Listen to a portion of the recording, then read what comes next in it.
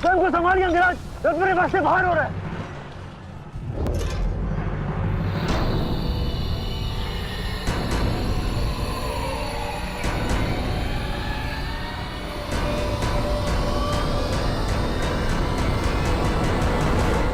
आदेश करें अंगराज। जब परिस्थिति पीछे ढकेले तो मनुष्य को आगे बढ़ परिस्थिति को पीछे ढकेल देना चाहिए।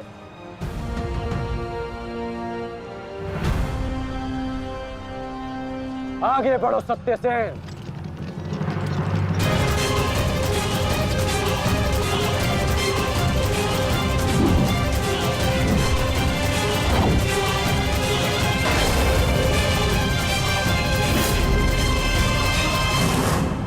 पिछली बार वो भाग्यशाली निकला, परंतु हर बार उसका भाग्य उसका साथ नहीं देगा। आचार्य, मैं जाके उस भीम को संभालता हूं, आप यहां रुक के सेना का नेतृत्व की। चलो साथी।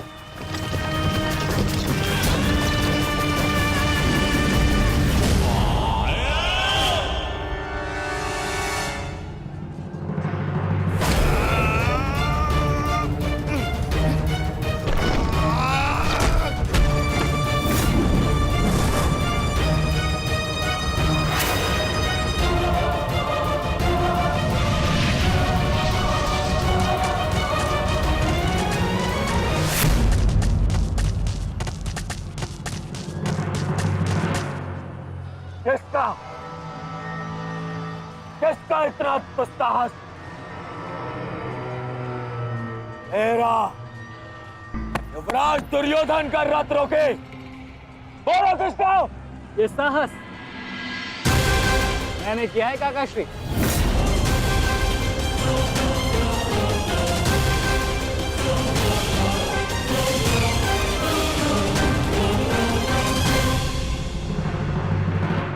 अब बताओ गदाधारी भीम, हम पांचों के साथ युद्ध करने में तुम्हें कहीं भय तो नहीं लग रहा है? भय और भीम को तुम कौरव भाइयों से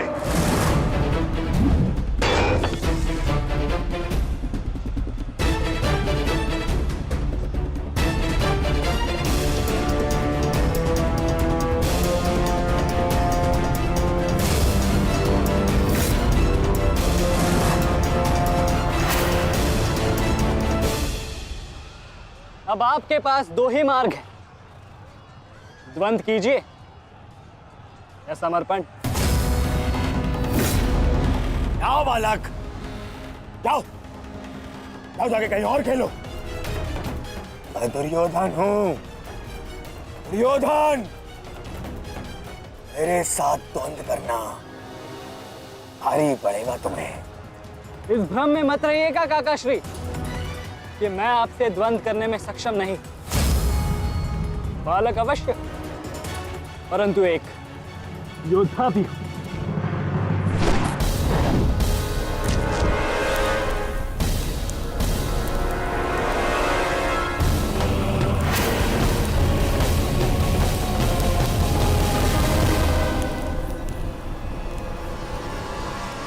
उत्तम, अति उत्तम अभिमन्यु। परंतु यदि तुम्हारा ये खेल समाप्त हो गया हो तो मैं जाऊं? क्या है ना, बहुत ही महत्वपूर्ण द्वंद्व करने जाना है मुझे। तुम्हारे लिए समय नहीं है मेरे पास अलग। परंतु द्वंद्व में आगे जाने का अब एक ही विकल्प है काकाश्री, कि आप मेरी चुनौती स्वीकार करें और मुझसे द्वंद्व करें।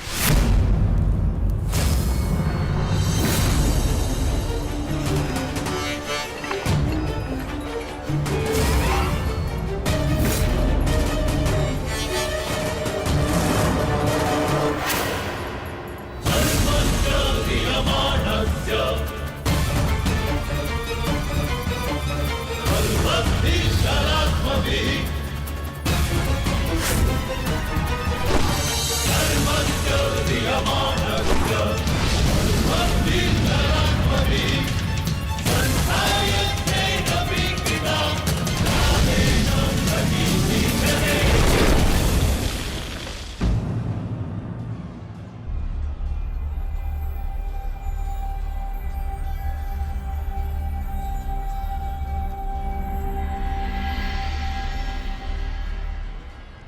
ऐसा शीन प्रहार जो मेरे रथ को हिला भी ना पाया।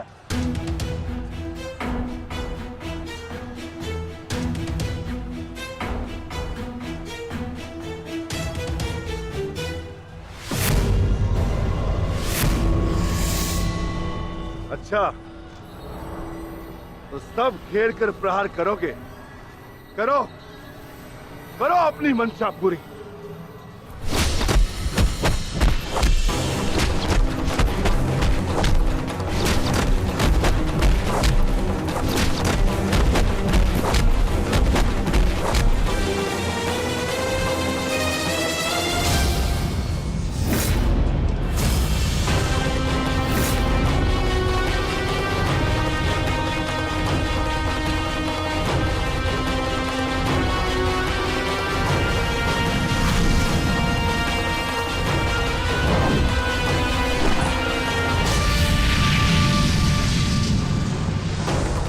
सावधान अंगराज!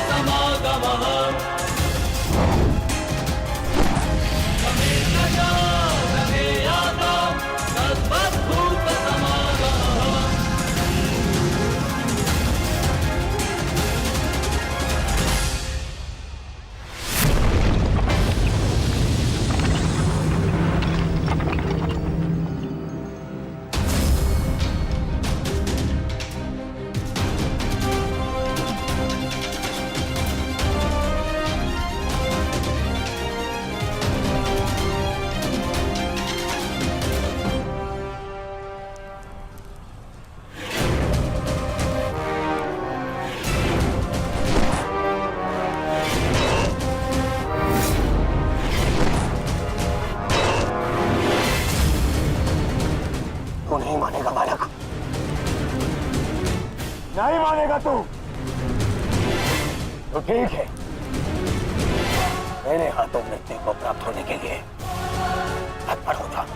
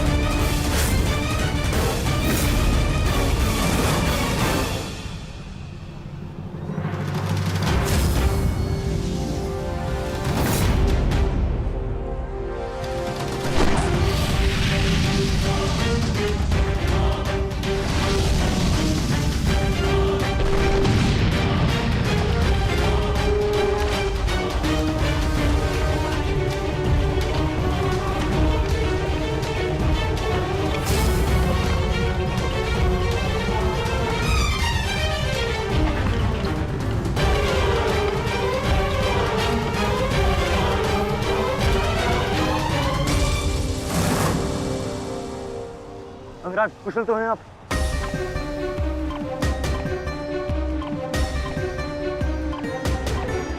हाँ, परंतु अगर ऐसे ही चलता रहा तो शीघ्र ही अर्जुन हमें इस कुरुक्षेत्र से बाहर निकाल देगा।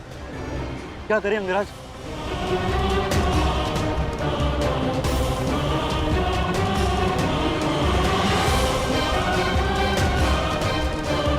योद्धा के पास युद्ध के अतिरिक्त और कोई विकल्प नहीं। आगे बढ़ो सत्यसेन।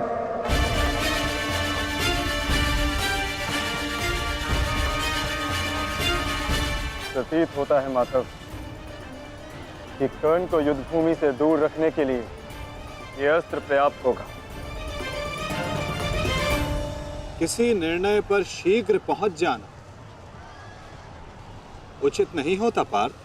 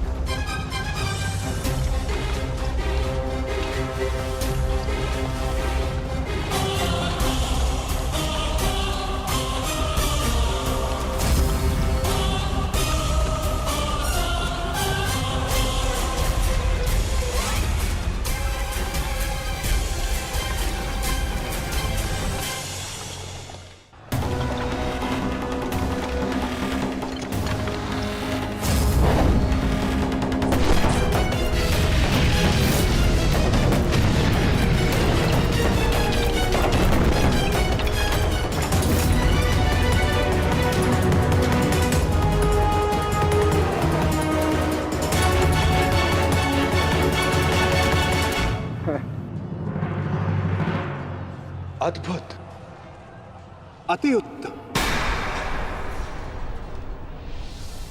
अति बलशाली प्रहार कर्ण। तुम वास्तव में एक कुशल योद्धा हो कर्ण। माधव, मैंने अपने बाण से कर्ण को युद्धभूमि से लगभग बाहर ही धकेल दिया।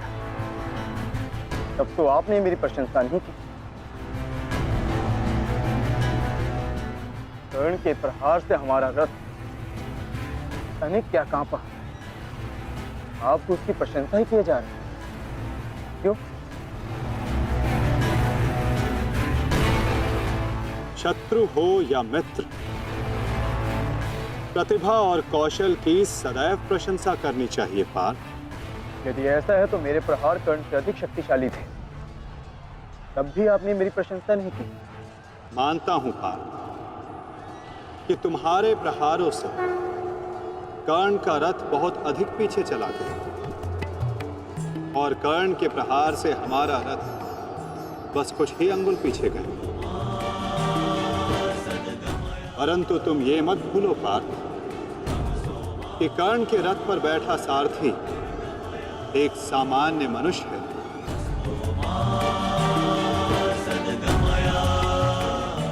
और तुम्हारे इस रथ पर मैं विद्यमान, साक्षात बजरंग बली विराजमान है।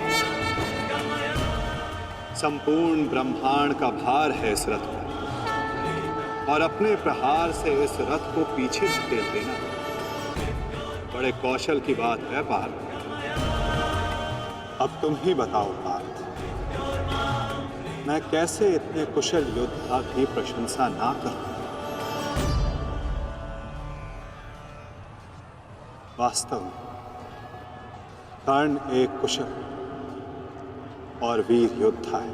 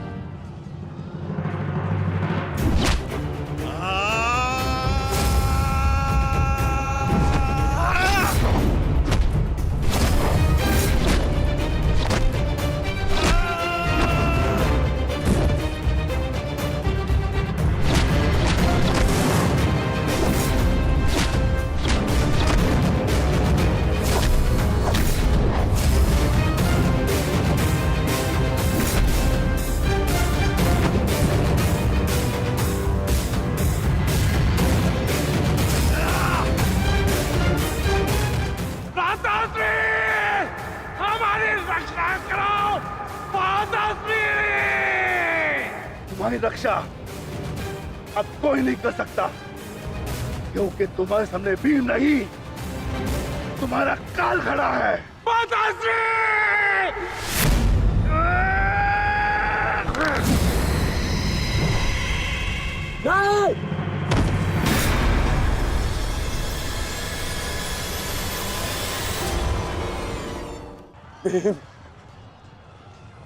तूने क्या किया?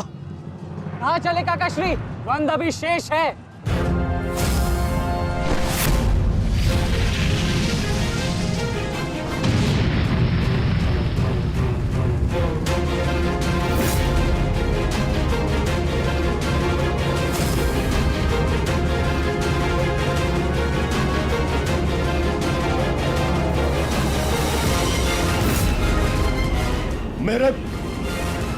मेरे मार्ग में मत आ बालक, हट जा।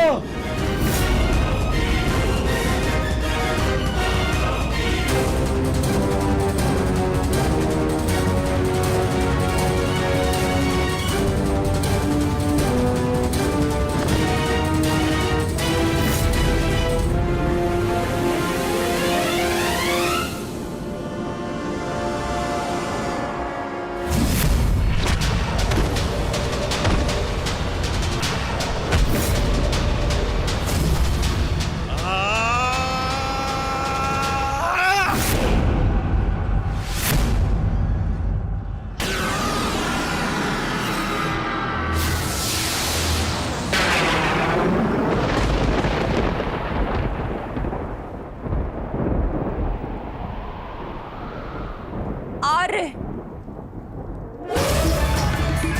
मेरे पुत्रों की रक्षा कीजिए आर्य। उनकी सुरक्षा के संकेत मेरे जलाए दीपकों की लौ डगमगा रही है। मेरा हृदय बहुत व्याकुल हो रहा है स्वामी। ये अवश्य ही कोई अपशगुन है।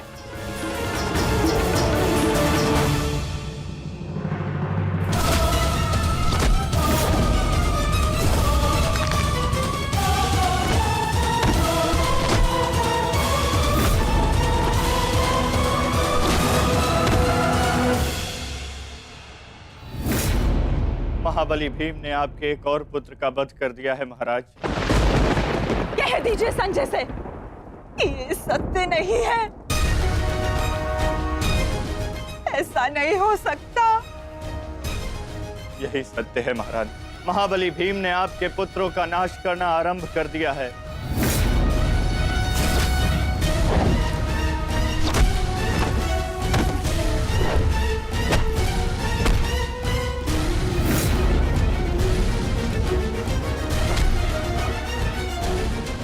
ये क्या किया तुमने भीम?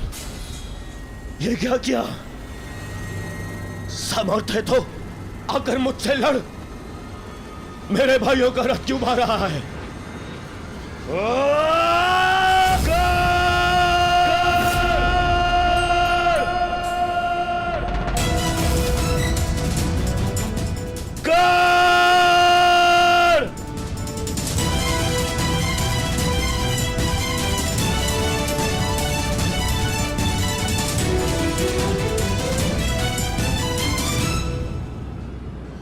कायर की भांति क्या भाग रहे हो? साहस है तो युद्ध करो कर्ण।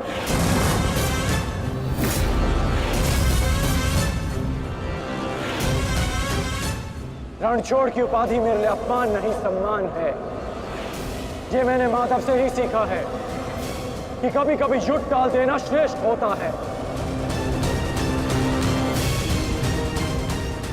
हाँ, मैं स्वीकारता हूं कि मैं यह द्वंद्व पूर्ण छोड़कर जा रहा हूं, परंतु इस द्वंद्व को मैं बहुत शीघ्र ही पूर्ण करूंगा अर्जुन। तुम ये समझ लो अर्जुन कि भीम के कारण तुम्हें कुछ और क्षण जीने का अवसर मिल गया है। शीघ्र करो सत्यसेन।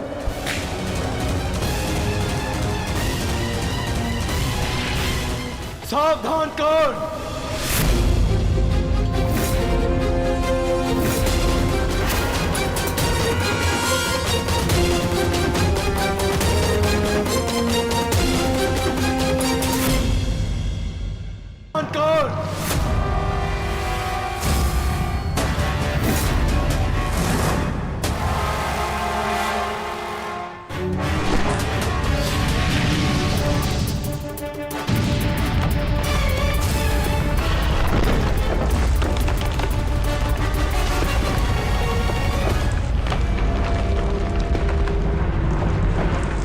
यहां तुमसे नीति सीखने नहीं, युद्ध करने आया हूं।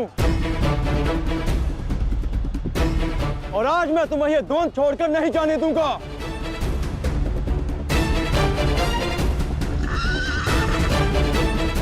अब क्या करें अंगराज? हमारा रास्ता फंस गया है और इसे यहाँ से हिलाना भी संभव नहीं। कैसे बढ़ेंगे हम आगे? हमें किसी भी परिस्थिति में यहाँ से निकलना होगा, अन्यथा भीम वहां अनर्थ कर देगा।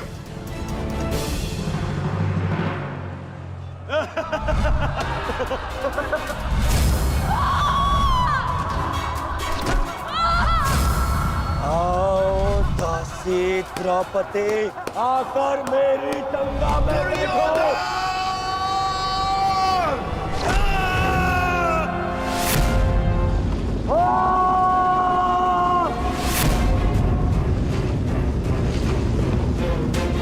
क्यों? क्या हुआ? अब मुख से अट्ठास क्यों नहीं निकल रहा? हंसो और जोर से हंसो, अपने गाल पर हंसकर दिखाओ।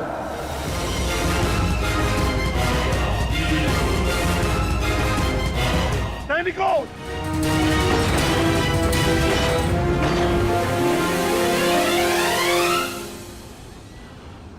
लौट कर जाने का कोई मार्ग शेष नहीं, केवल एक ही मार्ग है जिस मार्ग पर चलकर तुम अपनी मृत्यु प्राप्त करोगे, और मैं अपने प्रतिशोध का लक्ष्य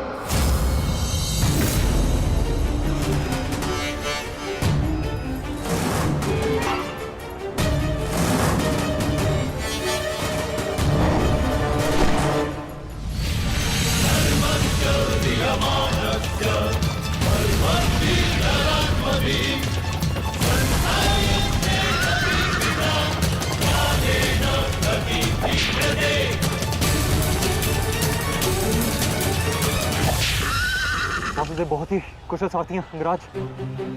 अर्जुन को इस प्रकार नहीं रोक पाएंगे आप। अब एक ही उपाय है,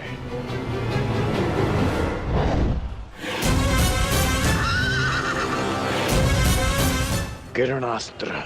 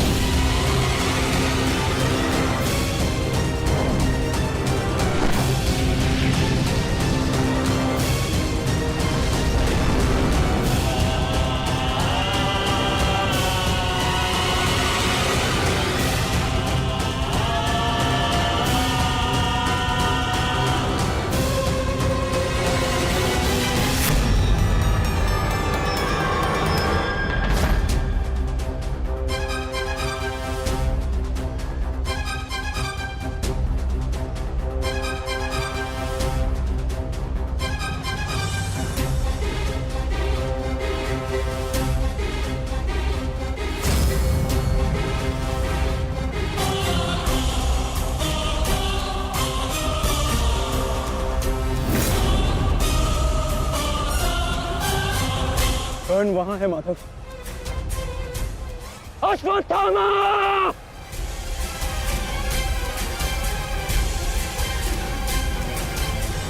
सावधान अर्जुन!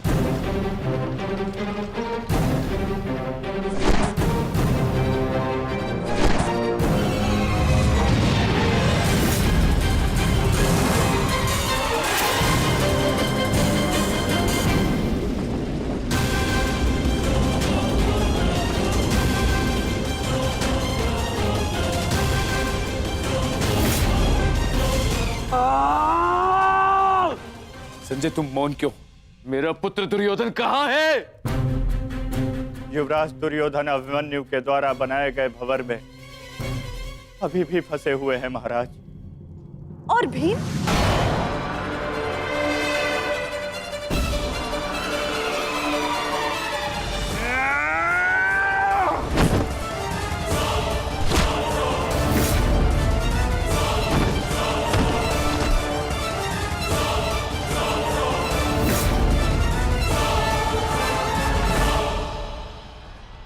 महाबली भीम आपके एक और पुत्र की ओर काल बनकर बढ़ रहे हैं महारानी।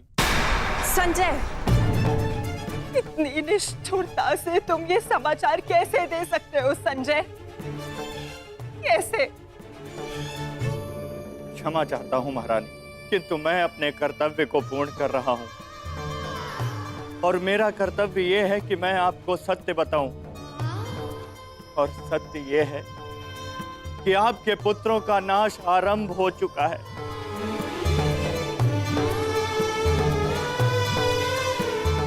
नहीं, जब तक महारथी कर्ण युद्ध में उपस्थित है, कौरव वंश का अंत असंभव है।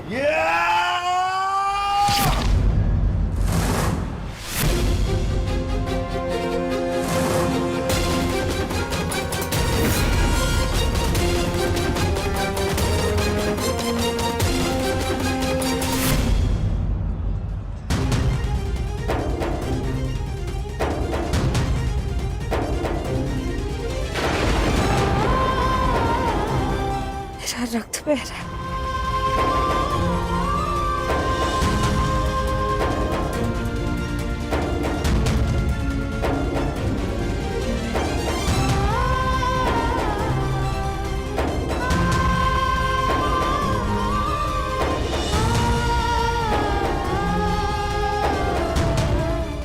युद्ध में मेरे पुत्र संकट में।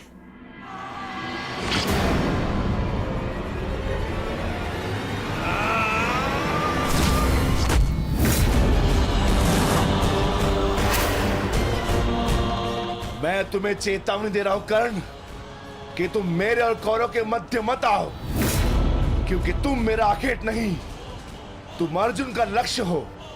मैं अपने अनुज से उसका लक्ष्य नहीं छीन सकता। इसका अर्थ ये नहीं कि मैं तुम्हें दोबारा छोड़ दूंगा।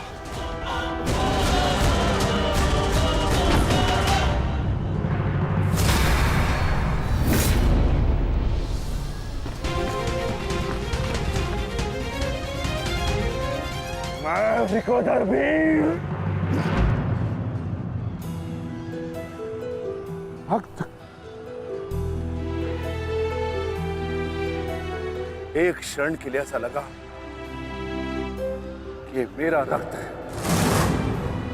परंतु नहीं, ये रक्त तुम्हारा है। रक्त का रंग तो एक ही है हमारा। एक क्षण के लिए ही सही तुमने इसे अपना रक्त समझा, इसीलिए तुम मेरे मानस अनुज हुए, और तुमसे ज्येष्ठ होने के नाते मैं तुम्हें समझा रहा हूं। बस कर्ण बस, एक और शब्द नहीं। इतना दुस्साहस दुर्योधन के फेंके गए ग्रास पर पलने वाले सूतपुत्र स्वयं को मेरा भाई कहने की उदंडता दिखा रहा है। अंतिम चेतावनी दे रहा हूं, हट जाओ मेरे मार्ग से। युद्ध का मार्ग मैंने स्वयं चुना है और इसे मैं नहीं छोड़ने वाला।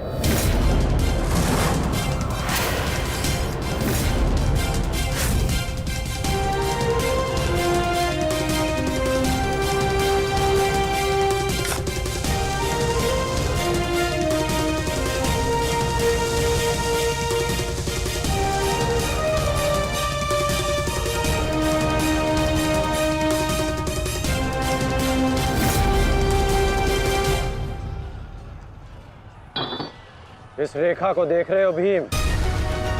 इस रेखा के घेरे के भीतर कौरव सुरक्षित हैं। सूर्यास्त होने में कुछ ही क्षण शेष हैं। यदि कल भी युद्ध करना चाहते हो तो इस रेखा को मत लांघना।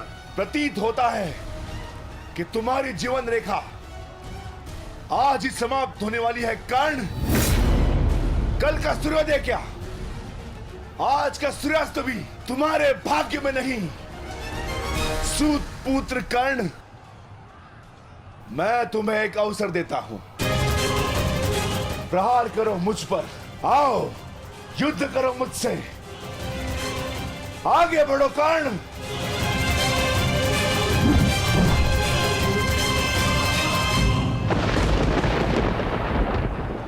मैं वचन देता हूं कि अर्जुन के अतिरिक्त आपके किसी पुत्र का वध नहीं करूंगा मैं।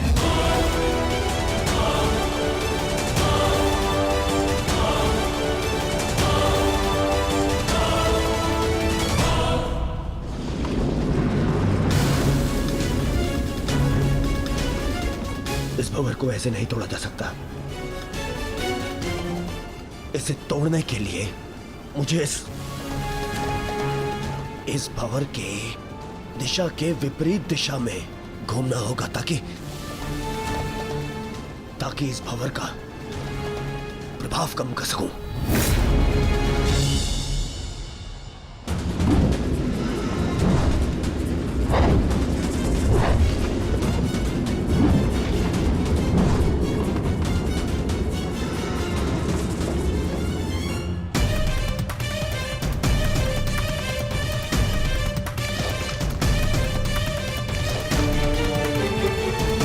क्या हुआ कायर?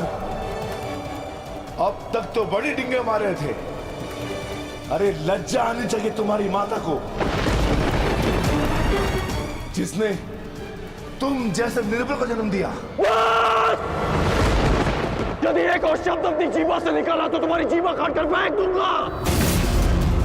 जिसने मुझे जन्म दिया है उसके सम्मान के लिए स्वयं उसे दिया वचन भी भुला दूंगा। अपनी माता के मान पर चिंगारी पड़ी तो तिल मिला गए कर्ण। वो पांचाली भी किसी की माता थी, किसी की पुत्री थी, जिसे वस्त्राण के अपमान की अग्नि में जलना पड़ा। और अब वो अग्नि कौरव पक्ष में उपस्थित हर एक को भस्म कर देगी। कर्ण, तुम्हें भी।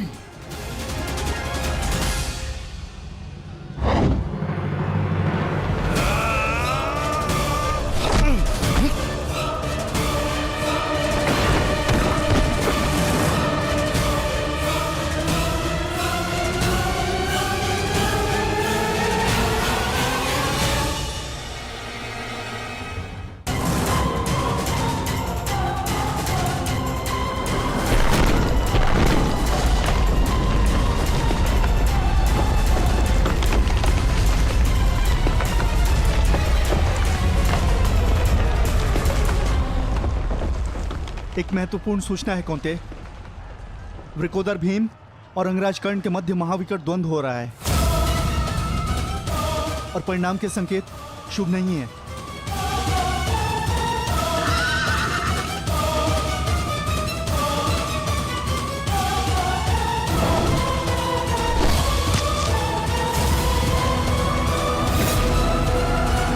माता, रथ को भ्राता भीम की ओर ले चलो।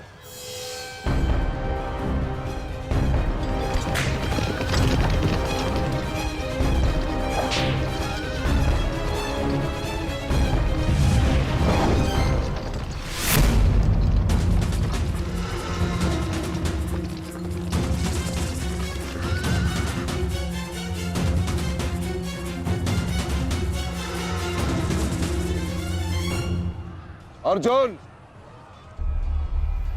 तुमने हर एक परीक्षा में सफलता पाई है। देखना यह है कि तुम इस परीक्षा में सफल होते हो या नहीं।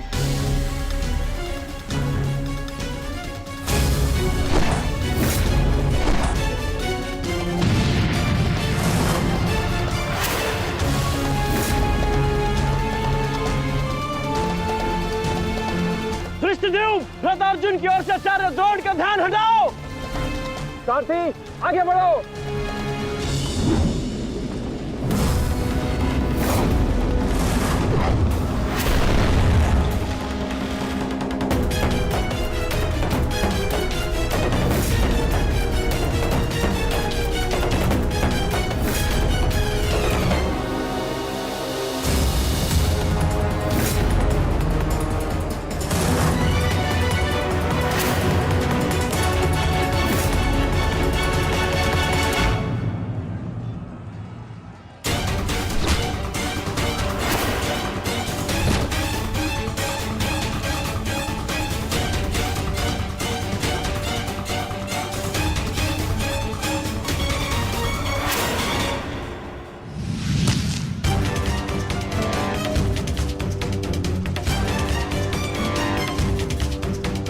तुम बार बार मेरे समक्ष क्यों आ जाते हो?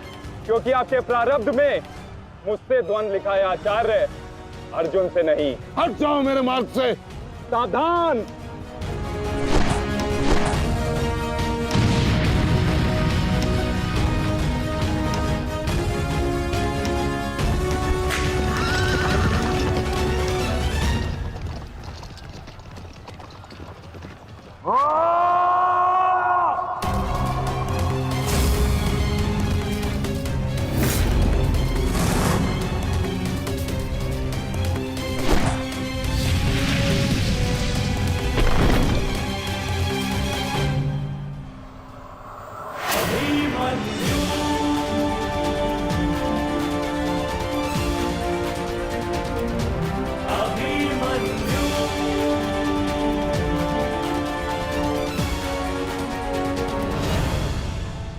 प्रणाम काका श्री।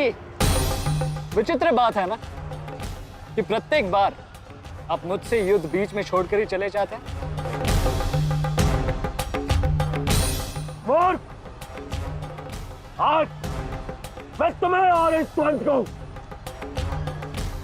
समाप्त करके ही जाऊंगा।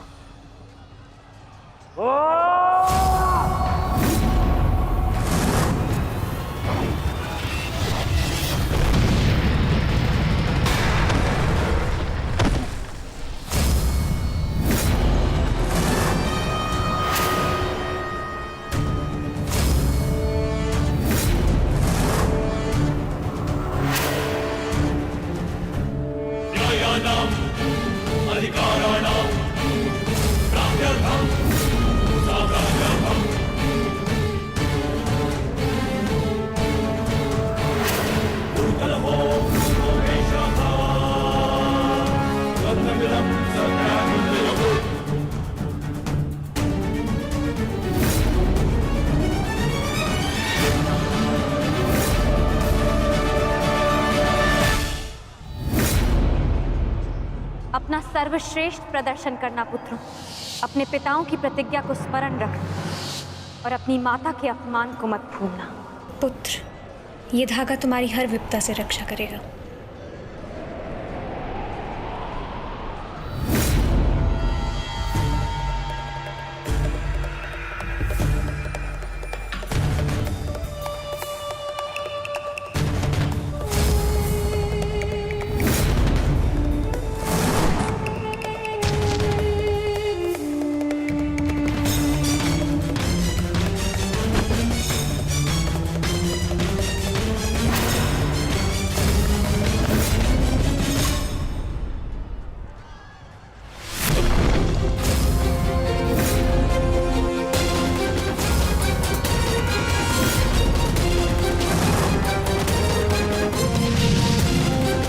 दुर्योधन, इस बालक के साथ बचकाना खेल बंद करो।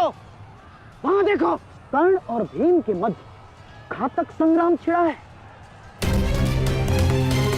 इससे अच्छा अवसर कभी नहीं मिलेगा मेरे होने वाले सम्राट। ना, जाओ और इस दुस्साहसी भीम का अंत कर दो।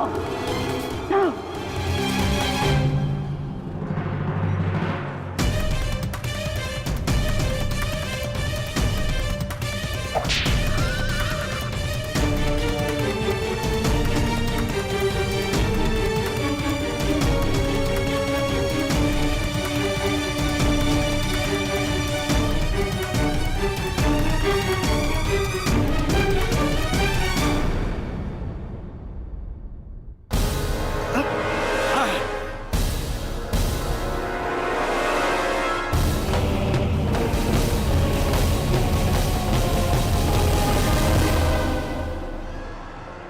मैंने अपना वचन पूर्ण किया।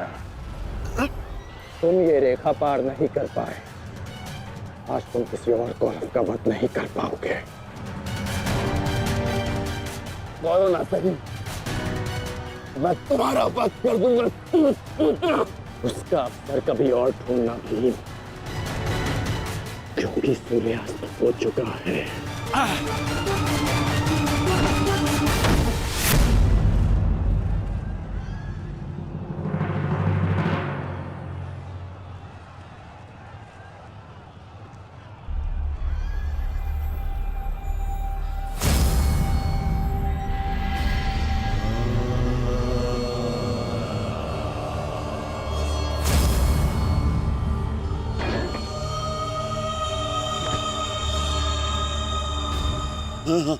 अनुज, मुझसे बात करो। तुम्हारा चेष्टा है, उत्तर दो से।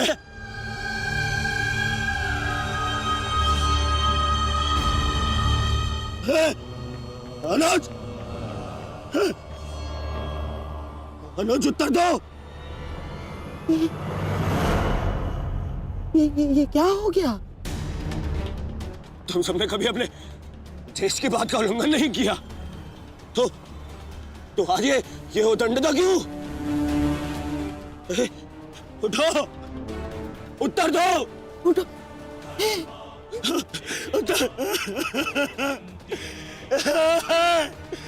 बात करा मुझसे।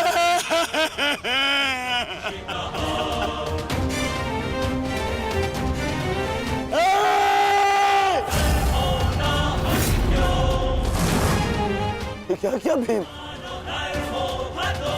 ये क्या किया तुमने? केवल कहने को ज्येष्ठ भ्राता था मैं पिता से अधिक इन्होंने मुझे सम्मान दिया है। ये चाहते थे कि अपने कंधे पर उठाकर मुझे सम्राट के सिंहासन तक लेके जाएंगे। बस तुमने मुझे विवश कर दिया कि मैं इनकी अर्थी को कंधा दूं।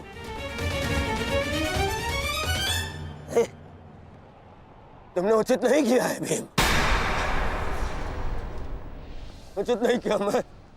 मैं छोड़ूंगा नहीं तुम्हें, विकोदर मैं नहीं छोड़ूंगा।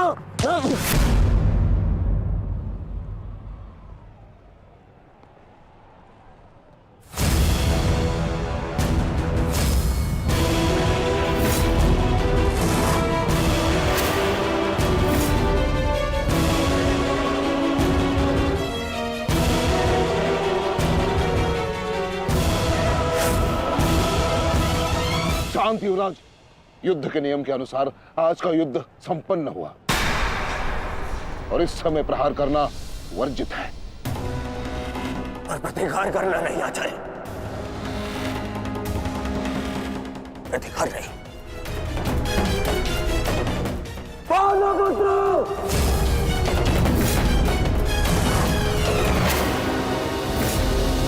अपने इन 5 भाइयों के निर्मम हत्या का प्रतिशोध लूंगा मैं। किसी एक को भी जीवित नहीं छोड़ूंगा मैं। ये मेरा वचन है। मेरी प्रतिज्ञा मत भूलो दुर्योधन। तो नियति तुम्हारे 5 भाइयों की हुई है, वही नियति तुम्हारे शेष 95 भाइयों की भी होगी। दुर्योधन! मैं सही छोड़ूंगा। राजा भीम रुक जाइए, ये सही समय नहीं है।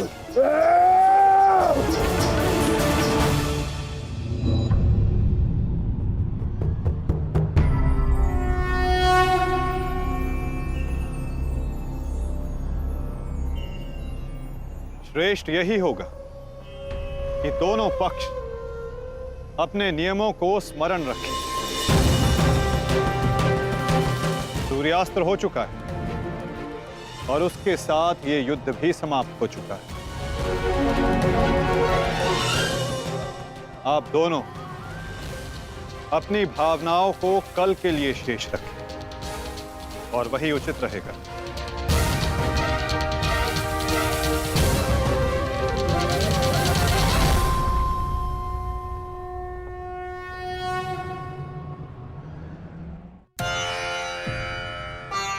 मैं आपको पुनः लौटा रही हूँ महादेव।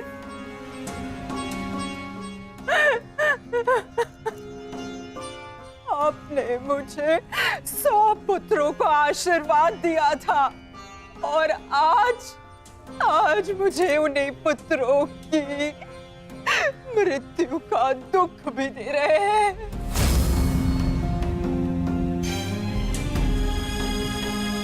विलाप ना करो गांधारी। युद्ध में मृत्यु होना निश्चित है। कभी स्वयं के पक्ष के योद्धाओं की और कभी विरोधी पक्ष की। ईश्वर को दोष मत दो। ईश्वर का धन्यवाद करो कि तुम्हारे पुत्रों को वीर गति प्राप्त हुई है। आपके मन को समझाने के लिए ये तर्क पर्याप्त हो सकता है आर्य, परंतु मैं क्या करूं? मैं तो एक माता हूं ना। मेरे तप के बदले महादेव ने मुझे ये आशीर्वाद दिया था, तो फिर ये मेरे तप का फल मुझसे कैसे छीन सकते हैं? कैसे आर्य? पूछिए इनसे, इन्होंने ये अनर्थ क्यों होने दिया? जो पहले मुस्कान दी तो फिर बाद में आंखों में अश्रु भर दिए। ऐसे ईश्वर नहीं चाहिए मुझे, नहीं चाहिए। दासी, तुम इस शिवलिंग को इस कक्ष से, इस महल से बाहर कर दो। मुझे नहीं चाहिए कोई प्रभु, कोई मंदिर, किसी चीज की आवश्यकता नहीं है मुझे। तुम्हें जो उचित लगे तुम वो करो गांधारी। मैं वो करूंगा जो मुझे आवश्यक लगता है। रथ सज्ज करो संजय, मैं इसी क्षण कुरुक्षेत्र जाऊंगा।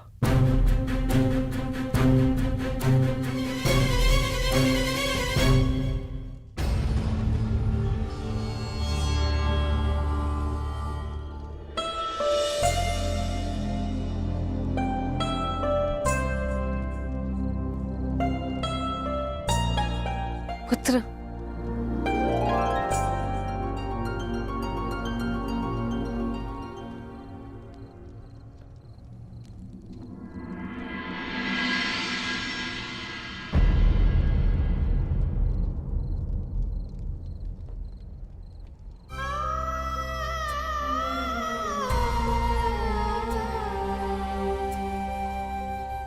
युद्ध में योद्धा को घाव लगना सामान्य बात है।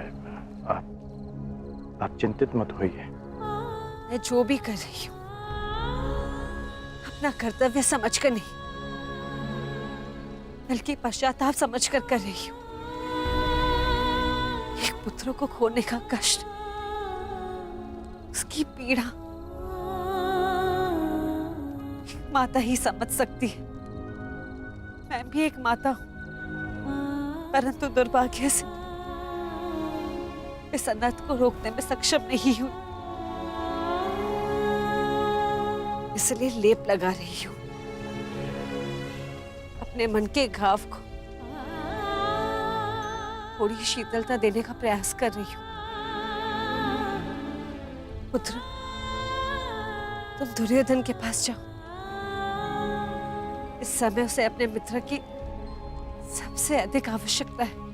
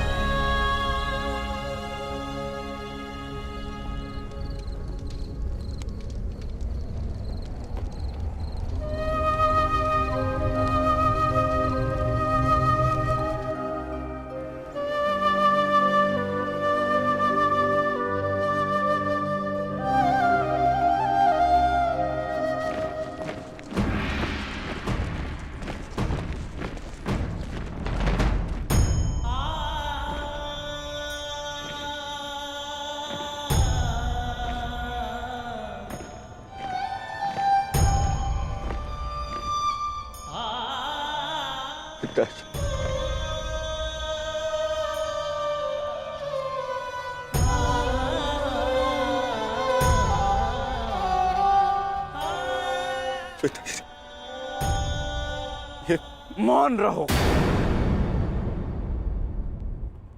और इस अंतिम संस्कार की विधि को रोको।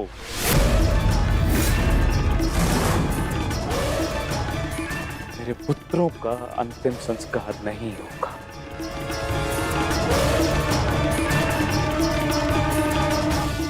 महाराज, ये कैसा अनर्थ करने जा रहे हैं आप? देखिए, इस संसार में आने वाले का और इस संसार से जाने वाले का संस्कार अत्यावश्यक होता है, अन्यथा इनकी आत्माओं को कैसे मुक्ति मिलेगी? क्या कर रहे हैं आप? क्या इस संस्कार से मुझे मेरे पुत्रों को खो देने की पीड़ा से मुक्ति मिल सकती है शकुनी? क्या इस संस्कार से उस दहल पर लगे चिन्ह जो महारानी गांधारी के शरीर पर आज भी है, क्या वो मिट सकते हैं? तुम्हारे लिए वो केवल 5 सैनिक थे, किंतु मेरे लिए वो मेरे अंग, मेरे शरीर, मेरी आत्मा के 5 हिस्से थे, 5 अंश थे। आज मैंने अपनी आत्मा के वो 5 अंश भी खो दिए और इससे अधिक हानि अब मैं सह नहीं सकता। मैं वर्तमान नहीं देख सकता, परंतु भविष्य देखने की क्षमता आ गई है मुझ में।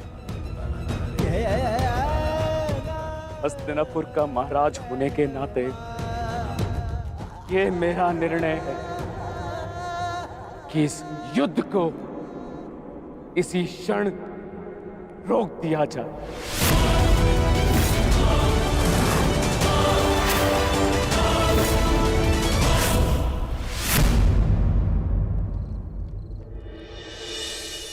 पिताश्री,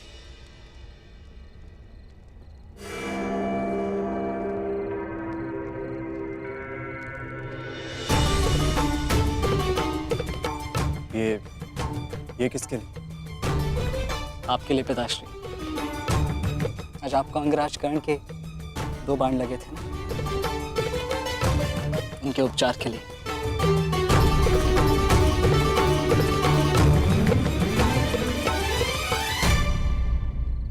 मुझसे अधिक घाव तो तुम्हें लगे हैं पुत्र।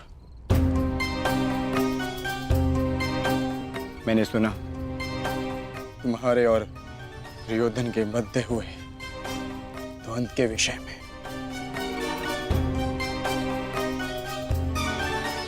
तुम्हें ऐसा नहीं करना चाहिए था अभिमन्यु।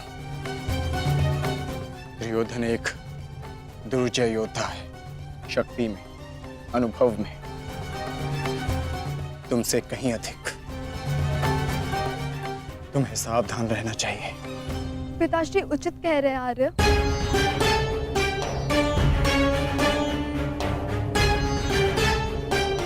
किंतु एक योद्धा के लिए ये विचार सुनना और स्वीकार करना दोनों ही अनुचित है।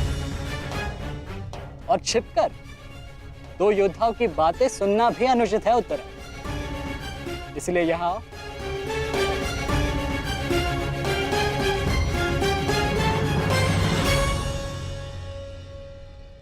आप ही बताइए पिताश्री, क्या एक पत्नी का अपने पति के लिए चिंता करना अनुचित है?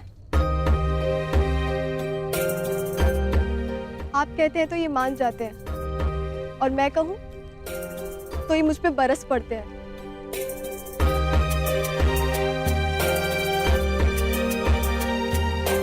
आप ही ने कहा था ना कि काका श्री दुर्योधन के साथ द्वंद्व करना इनके लिए उचित नहीं है।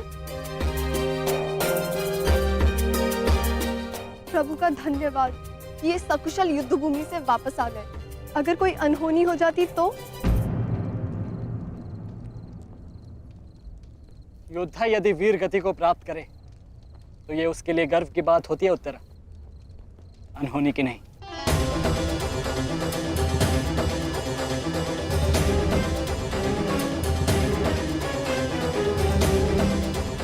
मुझे तुम्हारे साहस और कौशल पर गर्व है पुत्र, परंतु उत्तरा का कहना भी अनुचित नहीं है। प्रत्येक पत्नी को अपने पति की चिंता होती है। उत्तरा केवल तुम्हें सुरक्षित देखना चाहती है पुत्र। और मैं हस्तिनापुर के मधान युवराज का अहंकार तोड़ना चाहता हूं पिताश्री। जब भी रणभूमि में मेरी दृष्टि उन पर पड़ती है तो मेरे कानों में माता द्रौपदी की करुण पुकार गूंजने लगती है, और फिर मैं स्वयं को रोक नहीं पाता। तो आप दोनों पूर्णतः निश्चिंत रहिए।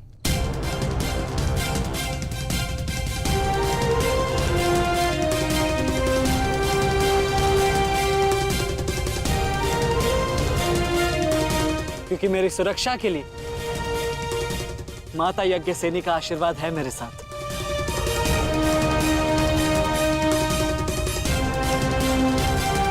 और जब तक ये मेरे साथ है मुझे कुछ नहीं हो सकता।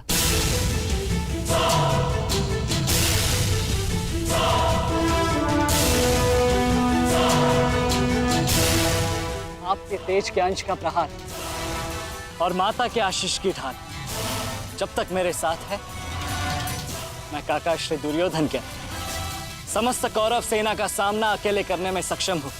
मुझे उन पांडवों से अब विजय नहीं चाहिए। अब मुझे उनसे अपने इन भ्राताओं के मृत्यु का प्रतिशोध चाहिए।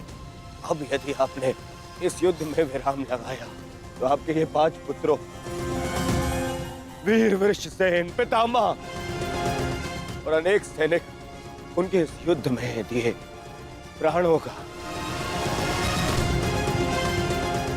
उनके प्रयास सब व्यर्थ चले जाएंगे पिताश्री। ऐसा मत कीजिए पिताश्री। रक्त के बदले रक्त लूंगा मैं।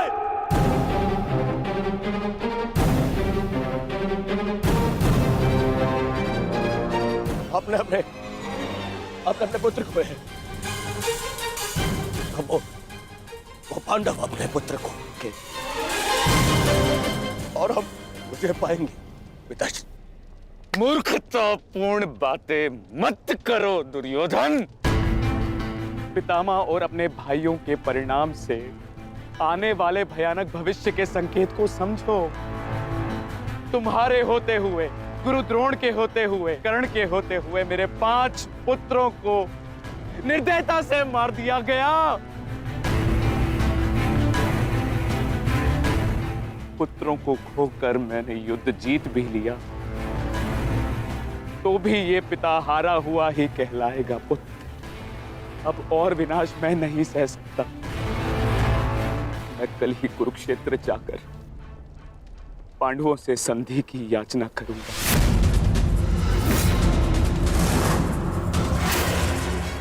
पांडवों से अपने पुत्रों के प्राणों की रक्षा की याचना करूंगा मैं, क्योंकि केवल यही एक मार्ग शेष है। मुझे इस युद्ध भूमि, इस युद्ध से दूर रखने का एक और उपाय है पिताश्री।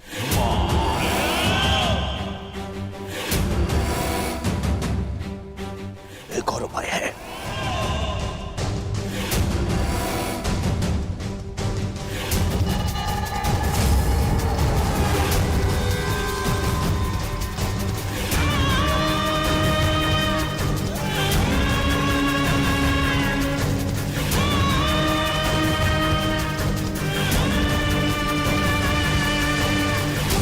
और उपाय यह है कि आप इसी क्षण मेरा वध कर दें। अभी मेरे प्राण हर ले, क्योंकि मैं न संधि करूंगा और न ही याचना करूंगा उन पांडवों के समक्ष।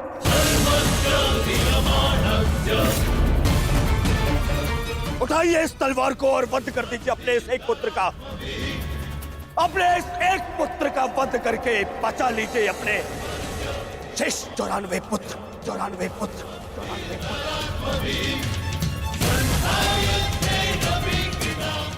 लीजिए और प्रहार करिए मुझ पर। लीजिए, उठाइए इसे और प्रहार करिए अपने इस पुत्र पर, क्योंकि वो अब पांडवों के